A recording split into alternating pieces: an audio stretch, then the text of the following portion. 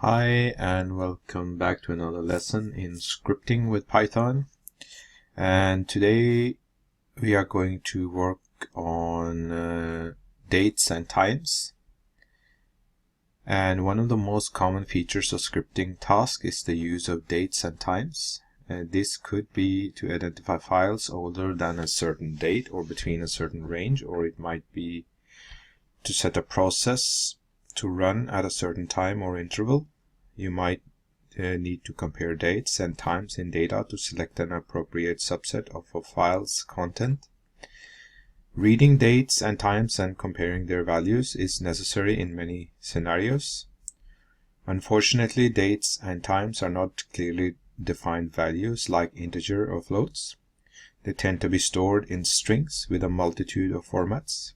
For example, 2016-02-07 or 02/07/2016 and 07/02/2016 all are possible representations of the 7th day in February 2016.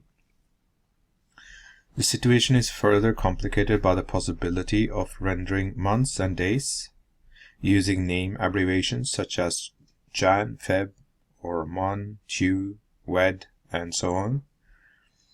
Add the fact that years may be abbreviated to 2 digits and the separators can be any of a number of characters, and you start to see the complexity. How can you reliably read a date value from a given string? Time values are almost as complex, especially if you have to consider time zones and daylight saving rules. Fortunately, Python offers several modules to help you do just that. The most basic is the time module, augmented by the Datetime module, and for some tasks, the calendar module. So let's look at the time module. The time module stores times, including dates, in 2 different formats. The first is the number of seconds since the epoch, which is simply a fixed date in history. For a Unix-based system, that's 1st January 1970. And that's just another date representation. And the other representation is a tuple of fields representing the various parts of a date time, like year, month, day, hour, minute, second, and so on. The details are all found in the time module documentation, so please have a look at the documentation, but you need to remember which underlying format we are using. The time modules contain various conversion functions to switch between them. 2 very important functions for reading and writing times as strings take into account most of the issues just discussed. So these functions are called strptime. The P stands for parse, and strftime. The F stands for format. The secret to using these functions lies in a format string. This string tells the function how to map string values to from time values. The format string uses percentage markers to indicate a field and a set of character codes to indicate what the field should contain. For example, percentage %y indicates a 4-digit year, whereas percentage %y in lowercase indicates a 2-digit year. Percentage %m in lowercase indicates a 2-digit month, and in capital 3 letters. And percentage %b, capital B, indicates the full month name, taking into account the local language settings. A table in the time module documentation for strftime provides the definitive list.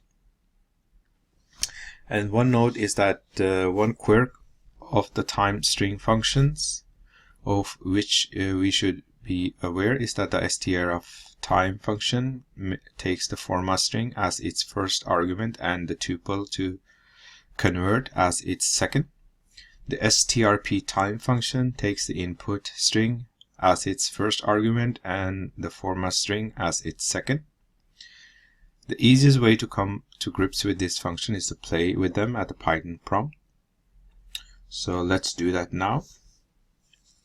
And we will see how to use the strp time and strf functions. So you can follow along with me here. So let's clear the screen.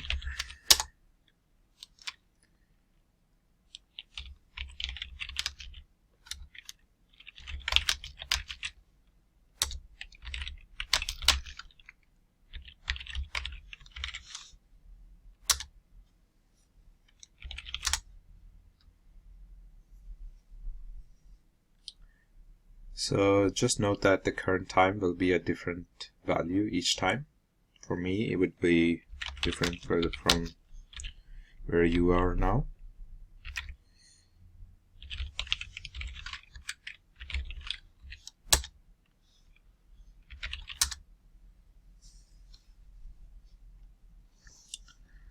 So looking at the two formats for now, seconds since the epoch and GMT, time tuple representing GMT or UTC time.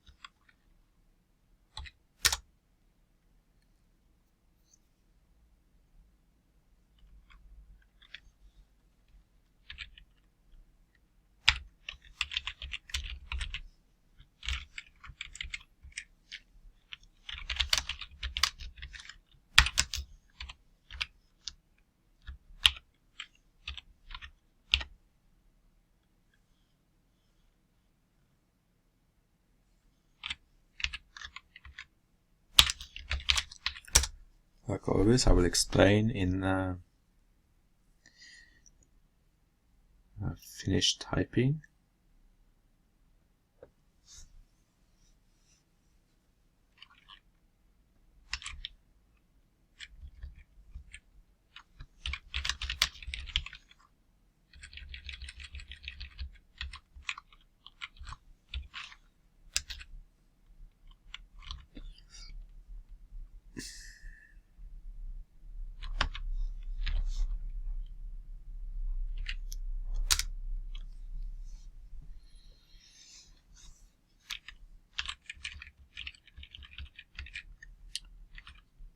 Typing.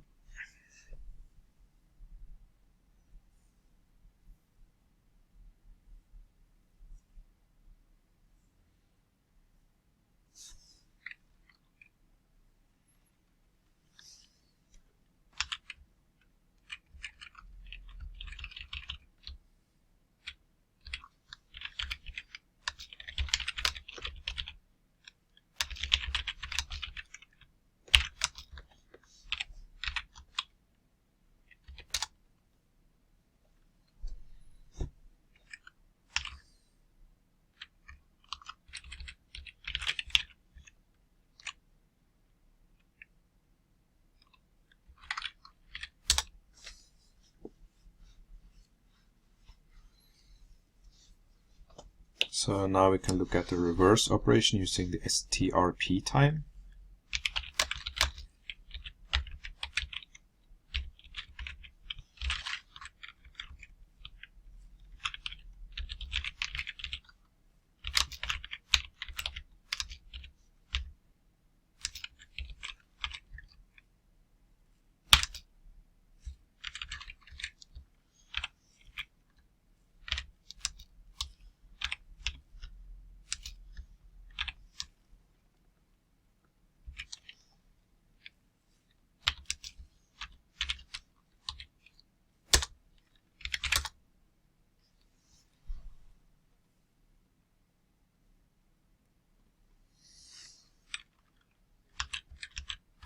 try another variation.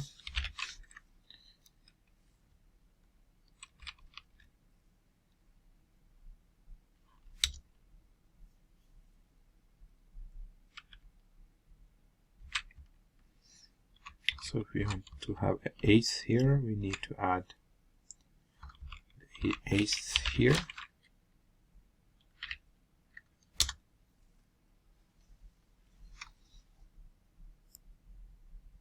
And notice that the format string must match the input string exactly. The use of a th postfix on the day completely confused the strptime function. So let's try out a few more examples. Oops, sorry.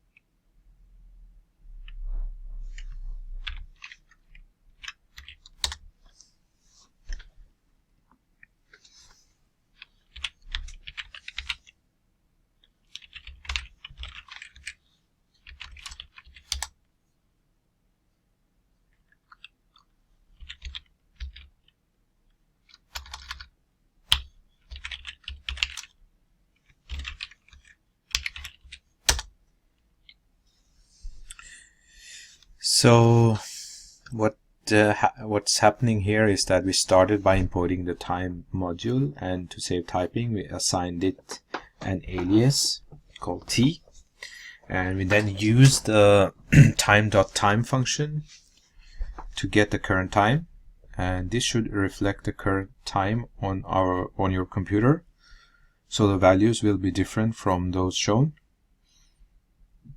So in fact the values should be different every time you call the function. The now variable contains the time expressed as seconds from the epoch.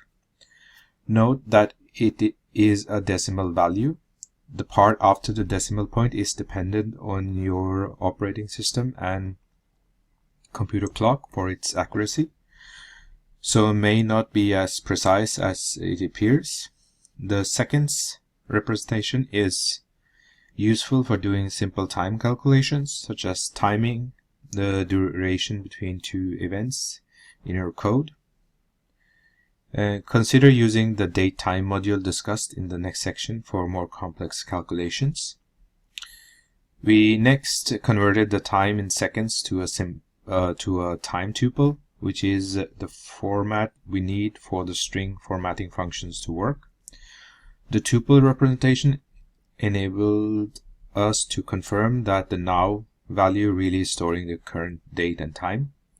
We then used strf time to print out the stored time in various formats.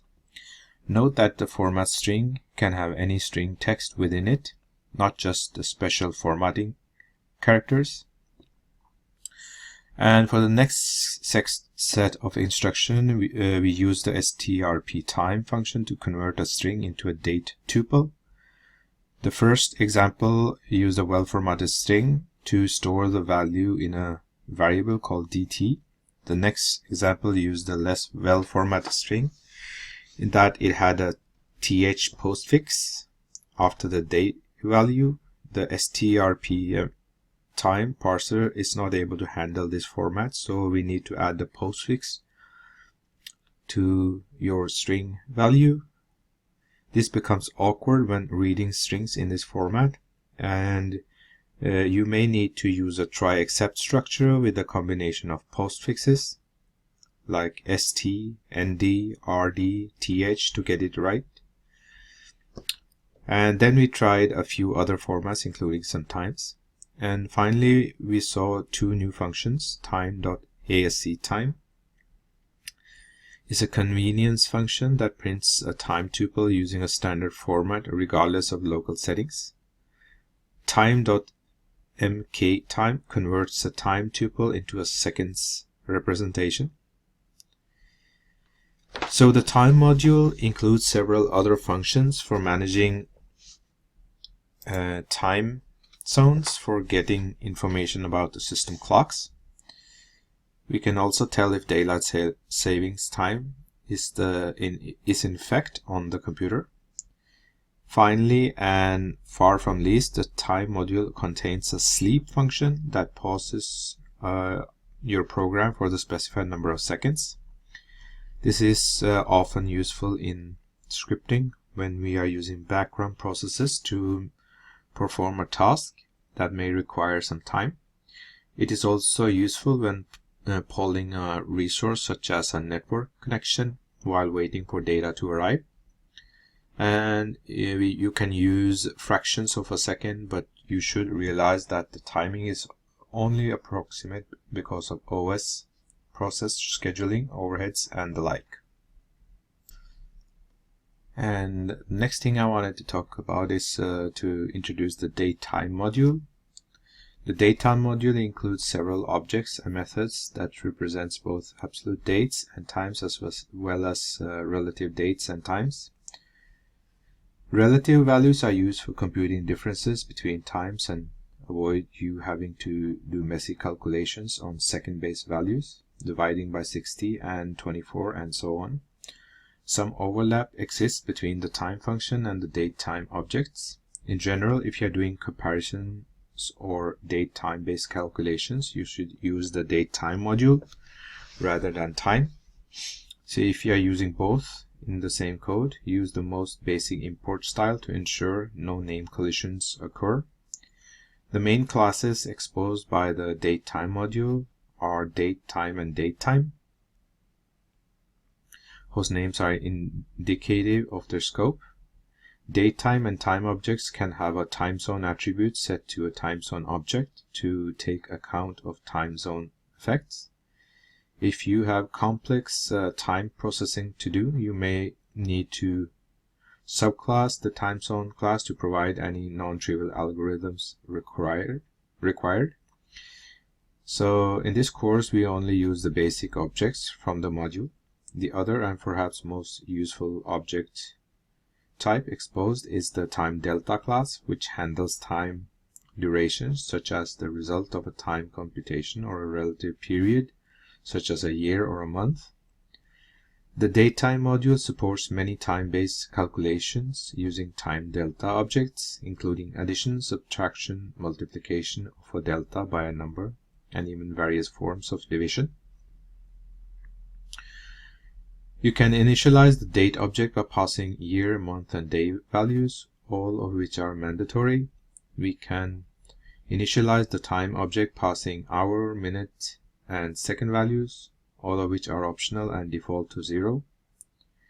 The datetime object, you will not be surprised to learn, uses the full gamut of year, month, day, hour, minute, and second.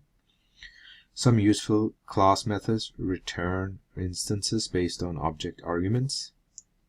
An example is the date.today method that returns today's date, or the date.fromTimestamp method that takes a time value in seconds as its argument. Various attributes and methods exist for extracting data about the date after it has been created. So you can initialize the date object by passing year, month, and day values, all of which are mandatory. You can initialize the time object passing hour, minute, and second values, all of which are optional and default to 0. The datetime object, you will not be surprised to learn, uses the full gamut of year, month, day, hour, minute, and second. The time object is conceptually similar, but as mentioned earlier, includes the capability to take account of time zone data, including daylight savings information. Time objects, like date objects, support a strftime method only. Datetime objects are a combination of both date and time objects and support a combination of both objects' methods. Datetime also adds a few extra methods of its own, including a nowClass method for initialization to the current date and time, and combinedClass method that takes date and time objects as arguments and returns a combined date-time object with the same values. You can do basic arithmetic using a combination of datetime and time delta objects, the latter being either an argument or result as appropriate. Datetime objects also support both strftime and strptime methods, which work in the same way as those in the time module described earlier. So we'll use the datetime object as a part of an example later in this section. So I will just do some introductory stuff on one more module, which is called the calendar module. So the calendar module is the simplest of the time-based modules in Python standard library. Essentially, it generates the calendar for a given year. The calendar is a calendar.calendar class instance that has several support methods that allow you to, for example, iterate over the days in a given month or produce various formatted text strings that can be useful in presenting user messages in a script. Calendars can be formatted as plain text or in HTML. And the calendar module is probably the least used of the three modules discussed, but it has some useful features that are not available elsewhere and would be time-consuming to reproduce. Among these are some utility functions such as isLeap, which reports whether or not the specified year is a leap year, and timegm, which converts the time.gmt time tuple into seconds. Why it is located in the calendar module instead of time is something of a mystery.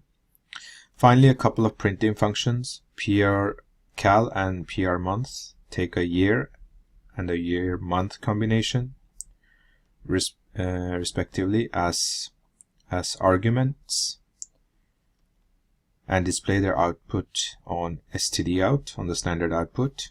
This can be useful when you want to prompt your users to choose a date.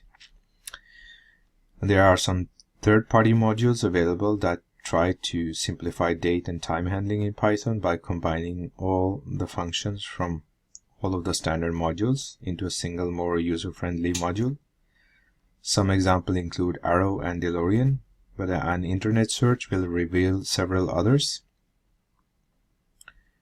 So let us just try to search for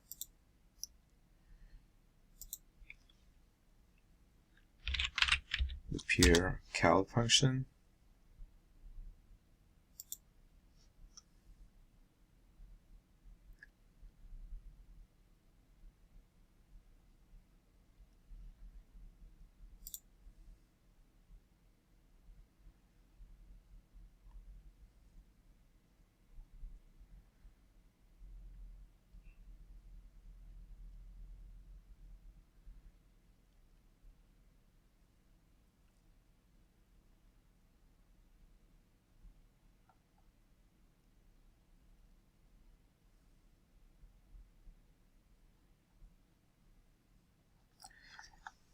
So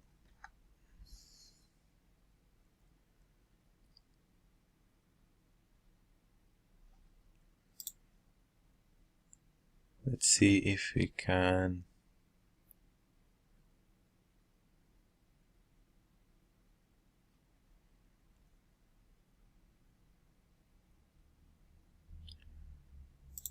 get it to work. Oops.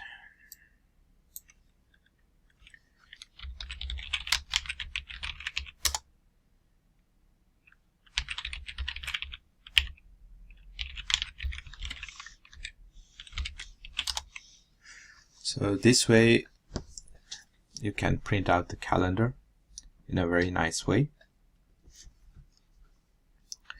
So this is it for this section, guys. So in the next section we are going to work on handling common file formats, like working with CSV